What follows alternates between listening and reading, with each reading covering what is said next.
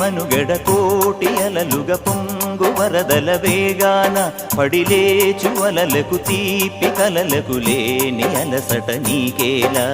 నల్ల నల్ల నీళ్లలోన ఎల్లకిల్ల పడ్డట్టున్న అల్లో మల్లో ఆకాశాన చుక్కల్లు అమ్మాయంటి రావిల్లమ్మ అబ్బాయంటి సూర్యుడమ్మ ఇంటి దీపాలవ్వాలంట దిక్కులు ఎవరికి వారే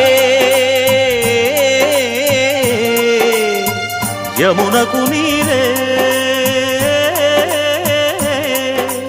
రేవు నీరు నావదంట నావతోడు రేవుదంట పంచుకుంటే